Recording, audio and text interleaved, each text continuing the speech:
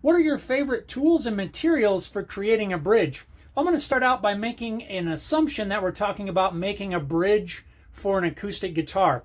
Typically, when I make a bridge for an acoustic, I'm going to make it from the same material that I used on the fretboard. That way it keeps kind of that continuity of materials and it just looks cool. To start out, I just use a simple 3D printed model of my bridge for my router template.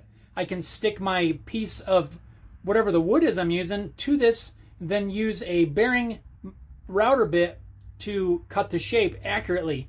Then I will use this simple plywood jig here with some holes drilled in it. I'll use some toothpicks to pin the bridge blank in place. Then I can slide it under my drum sander and cut the contour in here. Then after that, all I need is a Dremel or some sort of rotary tool to cut the slot for the saddle.